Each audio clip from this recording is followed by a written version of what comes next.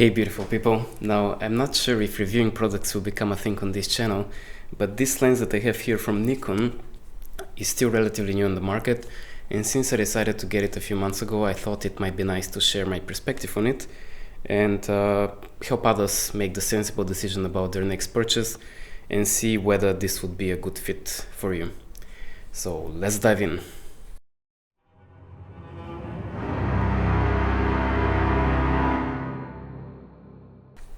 Now 4 months ago I bought this lens because I really wanted to get a new prime lens and make my traveling experience a bit more unusual, since I used to carry zoom lenses most of the time with me.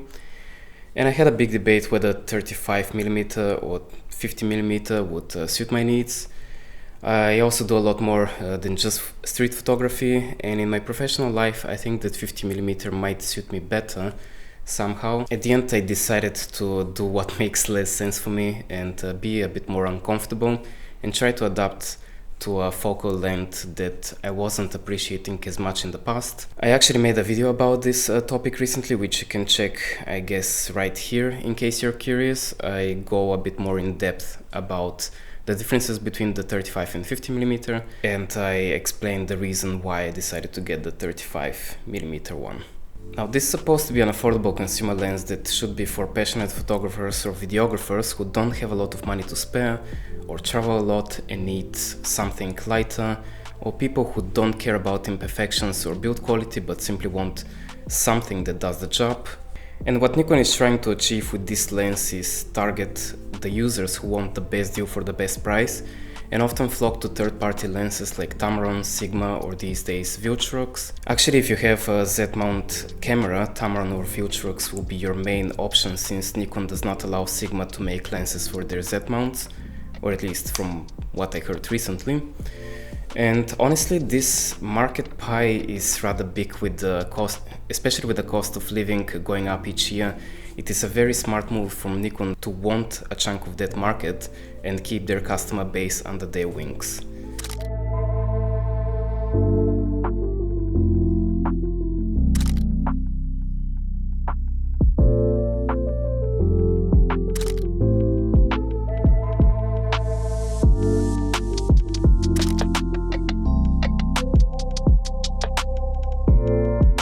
Now about the lens. People online complain about the build quality and the lens not being weather sealed, so let me share my 2 cents about it. When I first took this lens out of the box, I actually was a bit confused because I thought that this lens is made out of metal, but it's not. I think this is due to the fact that the lens was kinda cold on the surface, so when I grabbed it, it left me with some impressions that it's made out of metal. But overall I did not think for a second that this would be a cheap lens. You know what's a cheap lens? This one. It's one of those old Nikon lenses from 2010s. Everything on this lens feels cheap. It's the 35mm 1.8. I mean, it's a DX lens, it's a bit silly to compare it to a full frame one, but back in that era, everything was made out of plastic and no one was really complaining about it. But yeah, when you grab it, it feels cheap. When you move the focus ring, it feels cheap as well. Then when you grab this one, so the front part is made out of metal. I mean, here this is plastic, I think. But this part is metal. The focus ring is really nice, it's very smooth as well. I guess you cannot really hear anything. And it's just rubbery and nice and does not make any weird noises. And this ring is also plastic, I believe. And the rest is plastic, except the end, which is made out of metal. But everything on this lens feels premium to me compared to this one. Now if you take a look at the full frame 12-year-old equivalent of Nikon Z lens, which is the Nikon AFS 35mm 1.8 GED whatever, you will see some improvements, but it's still a plasticky lens that does not feel expensive. I mean, I don't have it with me, so I cannot really show it to you. And that lens was $600 when it came out, or $800 in today's money. And one last example is another lens that I don't have, is the even more expensive version, the Nikon AFS 35mm 1.4G. You will see exactly the same thing. First, the original price of that lens was $1,800, or in today's money that would be around $2,500. And it's made out of durable plastic. It's weather sealed, probably with better optics, but it's still plastic. Now I have a question towards all of the sport photographers out there. Since when is a plastic lens an issue? The moment your metal lens touches a hard surface, the black finish will chip off of it. I struggle to say it. While with a plastic lens, probably it won't even see a mark on it, not to mention something being chipped off. And the old generation of lenses, including this one here, is praised by many photographers, and it still is praised by many, and that's why some people are struggling to switch to the Z-mount lenses, because they don't really have a reason. They were most of them were amazing lenses, and everyone was quite happy for over 10 years. But now that things improved and we got to receive metal lenses again, suddenly plastic became an issue, and that doesn't really make a lot of sense. If we were happy with plastic until recently, why can't we be happy today? I mean, this lens, it just feels nice to hold it in your hand. It's weather sealed. I use it a lot in the rain, especially because in Berlin it rains most of the time, and there is just something in this lens that makes me feel like I need to use it. It's kind of like some sort of umami feeling for lenses, the same way as people get with food when they go to a nice restaurant and they cannot really describe why the meal tastes so nice, but there is just some sort of a feeling inside of you. And this is something that I get with this lens. I kind of want to use it all the time. I just like the focus ring. Everything is just really good, in my opinion. And let's be honest, with the industry these days, like, even if you get a very, very cheap lens, it's still gonna be very premium compared to lenses from 15 or 20 years ago. I mean, take a look at the example with phones. Like, just 20 years ago, we had these old Nokias and Sony Ericssons, and they were great phones, but when you kind of squeeze them and try to move them a bit, they make those plasticky noises, and those were the flagships back then. And now you take some cheap Xiaomi phone or Huawei or whatever, and the phones are just great. There is nothing really that is terrible in a way compared to phones that are maybe like €1,000. Okay, the display would be worse and the camera would be worse. The interface might be kind of like, nothing really special, but the build quality would be nice. And yeah, that's the same case with lenses. Like, no matter which lens you pick, it's gonna be just a lot better than flagship lenses from 15 years ago.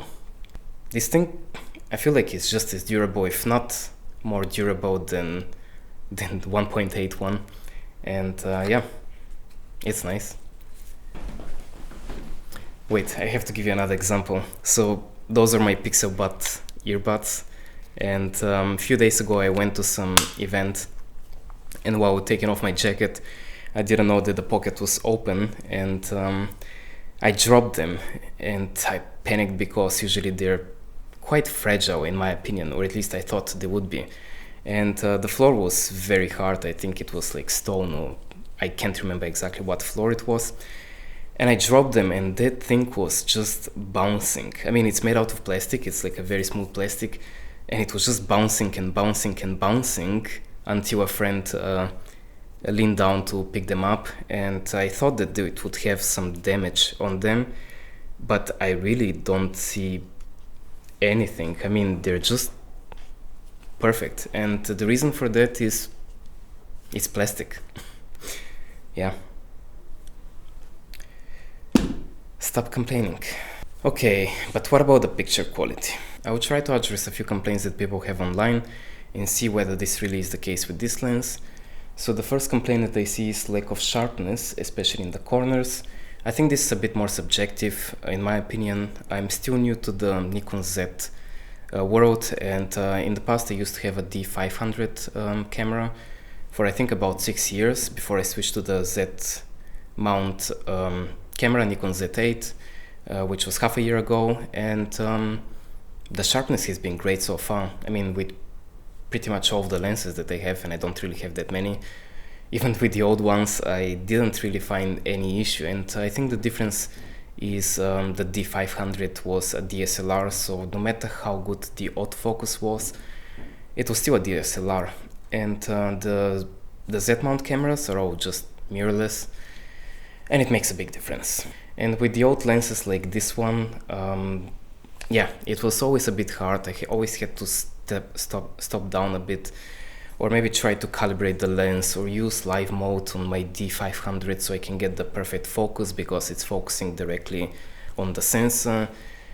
And this is all gone for me right now. I mean, I know I'm talking about camera disadvantages rather than lens disadvantage, and with this lens there is a bit of lack of sharpness when you're shooting at 1.4, but overall it's not really that bad. Sometimes I do feel like it didn't focus where it had to focus, and then I don't know if it's actually an issue with the camera and the autofocus, or whether it was something to do with the lens.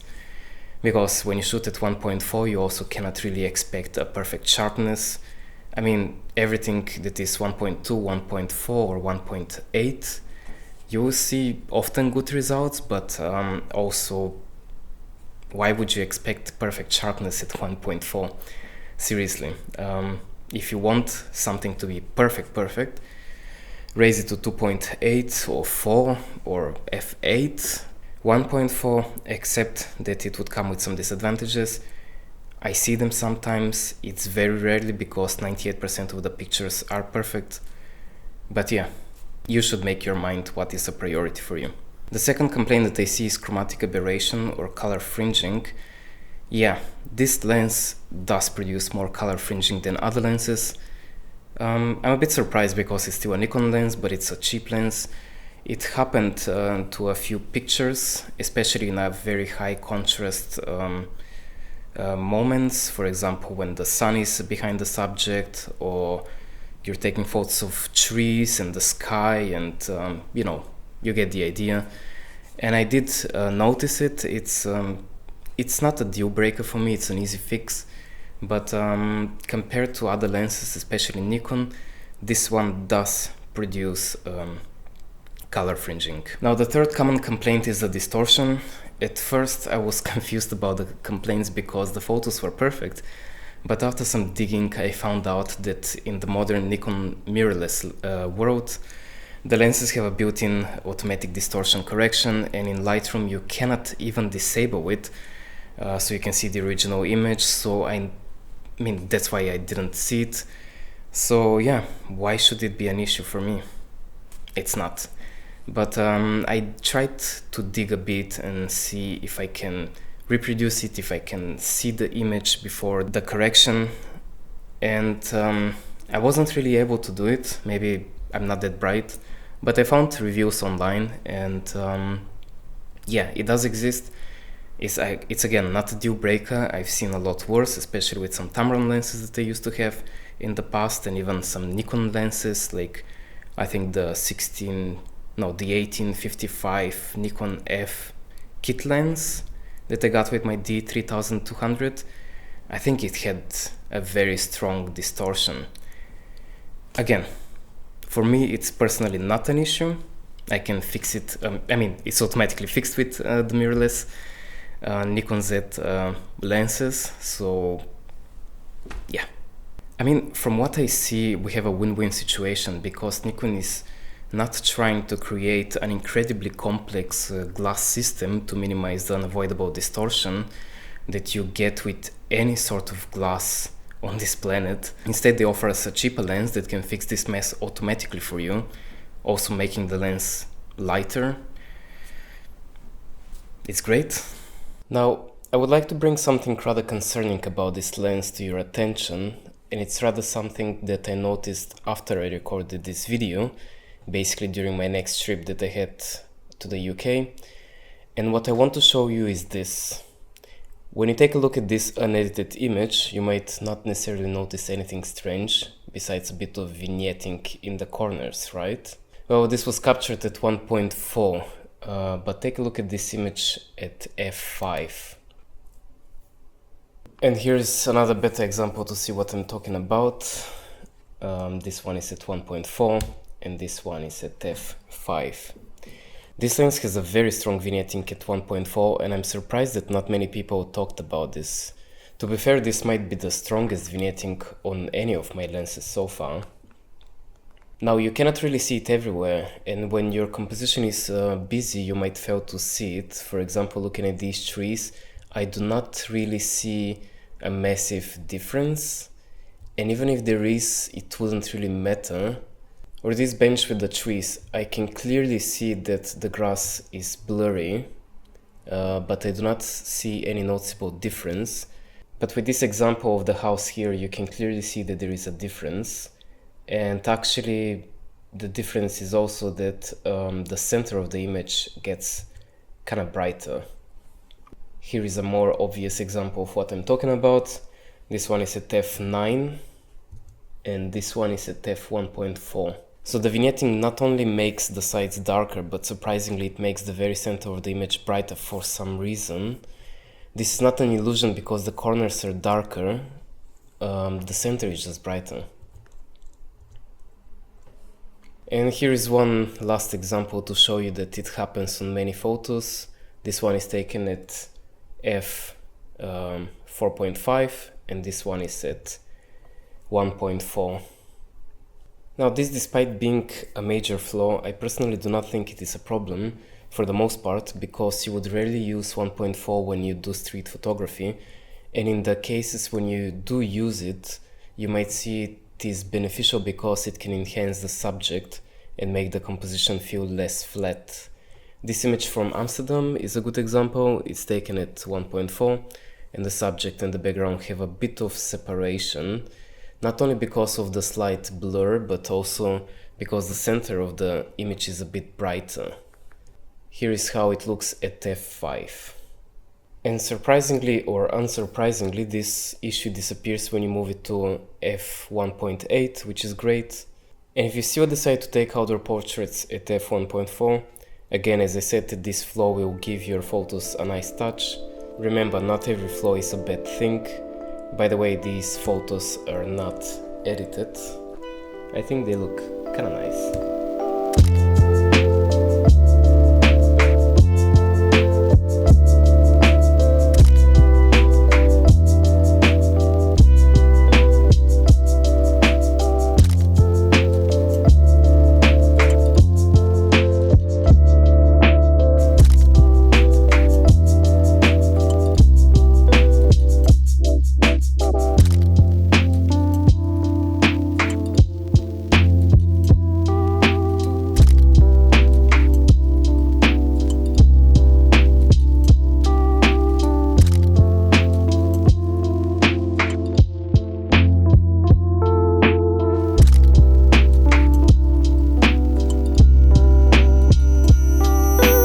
So I confirmed 3 complaints and they're all legit, but I can only relate to the chromatic aberration, where I had some moments where I noticed it and I had to make sure I can fix it in post afterwards.